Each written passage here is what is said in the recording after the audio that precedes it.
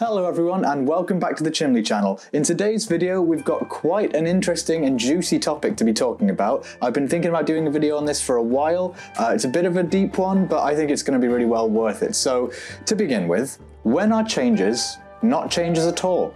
So interesting thing, mull over that for a second whilst I take you on a detour on another example. So I'm sure all of you know the song Smells Like Teen Spirit by Nirvana, by Kurt Paint With Your Brain Cobain. It's a great song, but when you hear it, which you will inevitably be probably hearing it in your head now, what version are you hearing? What version is the real version at that? Like, at this point, which version of the song is even the true version? Like, if you could only have one version of the song, which is it? Is it the studio recorded version? That would be a strange choice, really. I mean, it would make sense because that's the thing you've probably most often heard, but actually, that is not a recording of a performance. That's a Frankenstein's creature. It's this amalgamation of many different snippets of other performances done in a studio. Often the whole band not even playing the same time, just one person, on their bass guitar playing with a click track or whatever it is, and then it's pieced together by a bunch of audio engineers into what we then come to know as a recorded version of Smells Like Teen Spirit. Teen Spirit, rather. However, might be more accurate to say that the live version is the real, example of what that song is. Okay, that's fair enough. You got the band all playing together, it's a real performance, and you got the audience, they're interacting, that seems like a real musical experience, right? Well, yeah, okay, but which one? Because every live performance is going to be different. This little example illustrates really neatly the problem in creative works of what a work can really be defined as. It's sort of an intellectual property. When is the actual artifact? Where is it? When is it? What is it? So when it comes to Nirvana and It Smells Like Teen Spirit, who knows? Any of those answers could be the correct one. And so we come into the realm of World of Warcraft here, when we talk about classic WoW. Okay, well, what is the real classic? What is considered changes and what is considered not changes? Well, that's where it gets interesting, because I would wager that most people, especially the people that are really behind the, okay, bring classic Warcraft back, we really want it, a lot of them have played private servers. And so a lot of their experience, especially the younger folks, myself included, a lot of their experience of what genuine World of Warcraft Classic is private servers. It's like the studio recording. It's not quite the real thing. It's not the first performance. It's sort of this later edition that's made of different, different server architectures, different databases. We think this is the right boss numbers, all of that. It's almost the real thing. But it is in and of itself a different thing, which maybe other people would like to more accurately represent the vanilla, the private servers rather than the actual real life 2004 era vanilla servers. It's all getting a bit tangled here because it's quite a difficult thing that I'm trying to explain. However, my main point is that I am a bit sad about a big change that is definitely coming to Classic that can be argued isn't a change at all. And in fact, literally isn't a change. So my problem is that we're not really going to be able to play with our friends if you have friends outside of your region. So I, as a Brit, as a European, I'm going to be stuck playing on the EU servers, unless I make a separate account and pay a separate subscription to play on the American servers, but no, I don't fancy paying for 2 subs, Blizz, I'm sorry. If someone wants to pay for a second sub for me, fine.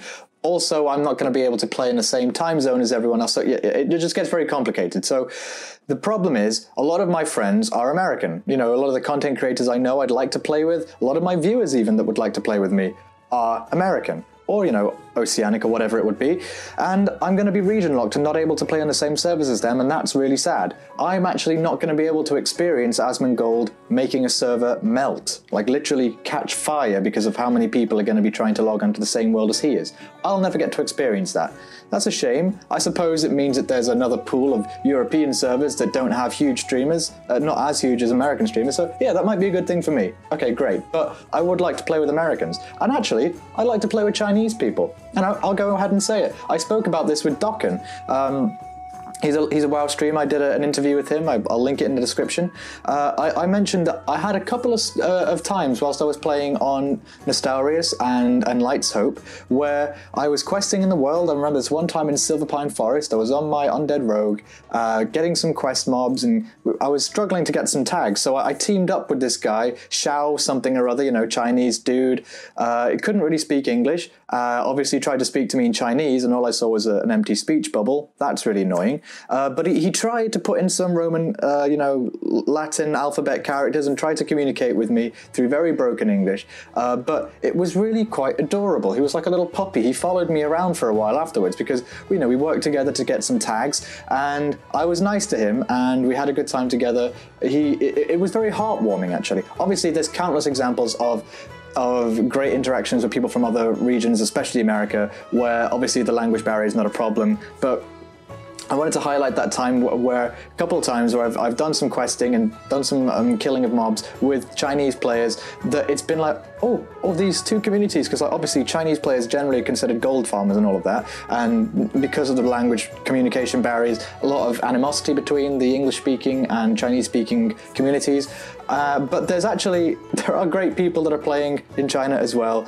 They're not all gold farmers. So my problem is, it was a really fun experience for me to actually get a bit of emotional connection, a bit of human interrelationship with another guy that was playing the game that I would never otherwise come into contact with. And I'm not going to be able to get that in Blizzard vanilla servers. And that, I'm not campaigning that we should definitely get rid of region locking. I know that's a fruitless crusade, but it is something I would like to see. I would love to be able to play in American servers because, frankly, I play RuneScape nowadays. Well, not since Apex Legends came out, because I basically only played Apex Legends, but that's a side point.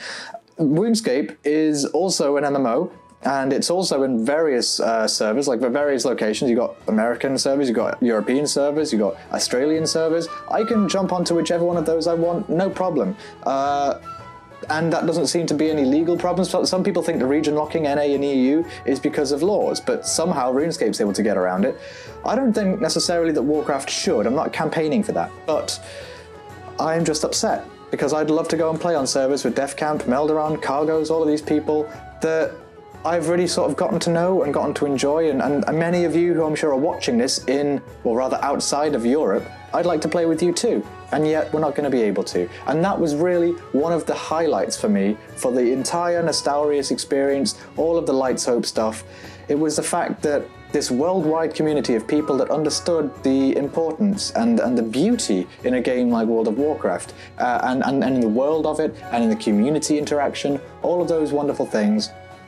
We're gonna miss each other, frankly. It's kind of sad. I'm actually a little bit sad right now because there were many times where I got to know someone, you know, in the middle of Dallas or whatever, who I just never will be able to talk to again. So sorry for the downer on this video, guys. It's a bit of a sad topic because it's really a change that isn't a change at all. Because if we're going hashtag no changes, yeah, region locking. That's what vanilla was. But in my version of vanilla, the one that I really played most, I think I maybe started playing back in the day at the very beginning of Burning Crusade or the very end of vanilla, but I was so young that I really just can't tell the memories are real or not. I don't know exactly when I started. But I do know that I got from 1 to 60 on Nostalrius. I loved it. It was the best experience I've ever had in Warcraft. And that somehow is not valid because it's not the real vanilla servers. So, you know, when is the song the real version of the song? It's going back to the point I made in the beginning. As far as I'm concerned, private servers, especially the Nostalrius era private servers that are really legitimately accurate and good, so much so that Blizzard came and asked the guys for some advice. You know, that's a good sign when Blizzard's asking Nostalrius, you know, hey guys, how do we run a classic server? We'll fly you over to Anaheim and you can tell us, or wherever, Irvine, California. So yeah, I miss the fact that we're not going to be able to talk to each other in different regions. That's basically the long and the short of it, guys. I know I've waffled a bit in this video, but I just wanted to get that off my chest. It's something that's been actually legitimately making me upset recently. So yeah, tell me what you think in the comment section. I'd be interested to hear if you guys have had a similar experience. I am certain, actually, that most of you will have had some sort of experience questing. Maybe you're playing in the evening or early in the morning and you sort of get crossed over in time zones with another group of people. You know, Americans end up playing late into early in the morning, and then end up playing with Europeans, and then you get some friendships going that suddenly you're not going to be able to continue anymore in the real version of vanilla. So that's sad, but tell me what your stories were, guys. I'd really like to hear it. And who knows, maybe Blizzard will actually allow this in the future. I doubt it. Maybe I'll actually be able to afford a second WoW account for American stuff. Who knows? But who knows much about Classic at this point, am I right, guys? We're all pretty thirsty for news. And yeah, I'm looking forward to bringing you something on that when we know in the future. So before you leave, I'd like to point your your attention towards Skullcraft. This is the Asimov style thumbnail, and this is actually my editing program currently underway for the new series of the new episode for Honor Hold. It's well underway. I'm going to start work on the new episodes next week when I get back to work. But it's an exploration of the music of World of Warcraft and the stories, and in a way that's sort of approachable for people who aren't trained in music. It's my passion project, really, as well as my Chimcast series. It's interviews. I've got one coming up with Mr. GM, Mr. Game Master Reviews, if you know him. He's a great guy. We should probably be doing it sometime next week. And yeah, thanks for sticking around for this long, guys. It's been fun to talk to you all. If you want to support the channel, always, as ever, it's on Patreon or PayPal, link in the description. And come and join me on Discord. It'll be great to have you around. We chat a lot there, and it's always nice to see fresh faces. So have a great day, everyone. Please go and reach out to your friends if you did make any in foreign regions, and see if you can figure out together which server you're going to end up rolling on. Have a nice day, everyone, and stay chim. Bye-bye.